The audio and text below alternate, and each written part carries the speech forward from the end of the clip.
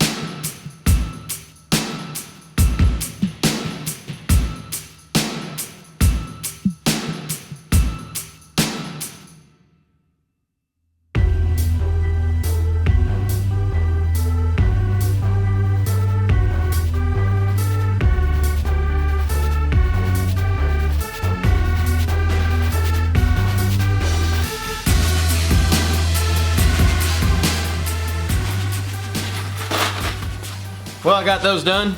It's not really glamorous work, but it's work that needs to be done. So every time I accomplish something like this, I'm one step closer to this thing running. And that's a good thing. Kind of ran into a little snafu on this thing. So I'm running Big Stuff 3 standalone on this setup, and I was gonna try to run it without an ignition. I was kind of told that it would do the ignition and the fuel, which it will. You can modify the timing and that sort of thing in there, but in the instructions it doesn't say how to connect it to the Big Stuff 3 to a coil. It just has a points wire that says that it goes to an MSD, which is not a huge deal because I've got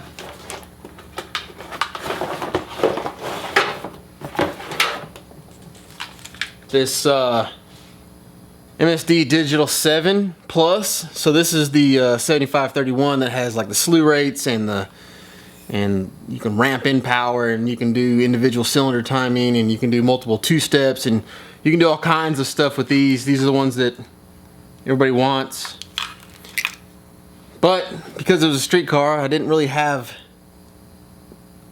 want to use it. I didn't really have a need for it, I guess is the best way to put it. And I was going to use it on something else. But now that I guess I need it, I'm gonna run this. It'll actually help because I'd really like to try to make some really fast passes on radials, like a true radial. Like I'm probably gonna put some 18-inch tires on this thing, 18-inch wheels and tires, and I'd like to make some really fast passes on that setup, along with maybe some other setups. But I think this box could help me do it. So now I gotta try to find a place to mount this thing on the inside. I gotta wire everything. Biggest thing that I'm kind of stumped on right now is in the instructions for the Big Stuff 3, it basically says you got to run a box and that you have to have a cam sync sensor. That way it kind of knows, the box knows where at in the cycle the engine is.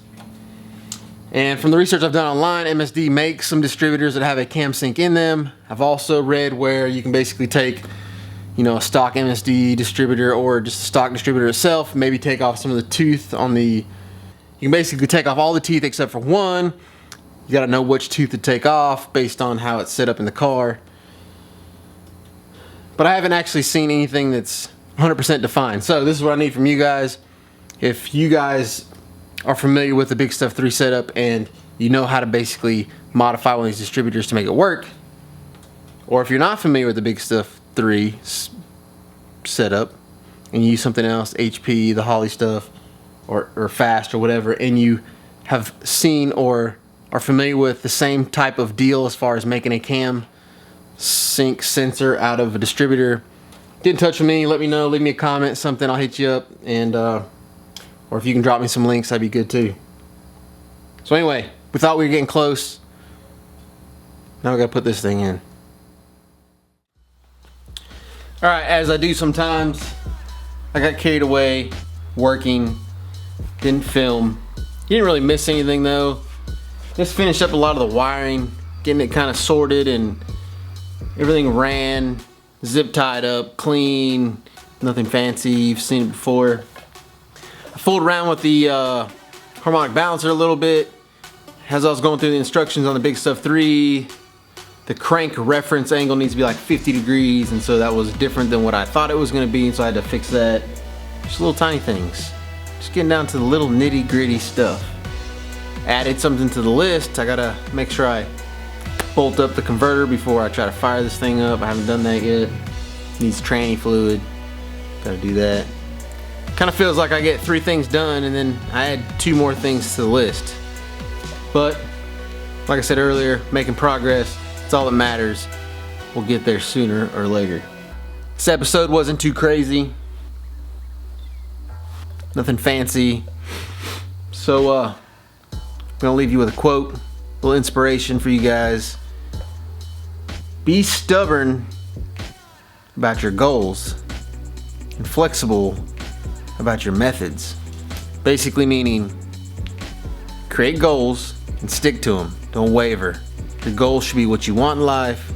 You should never sacrifice or waver from that. The thing you'll have to realize is that sometimes the method of getting to your goals in life may change. Opportunities will change. What you think is going to get you there probably won't get you there. Along the way, the road will change.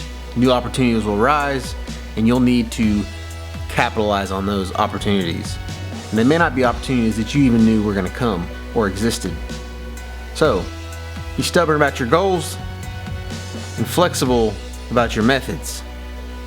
That's all I got for you guys today. As always, thank you for joining me. I'll see you guys tomorrow. Go do work, son.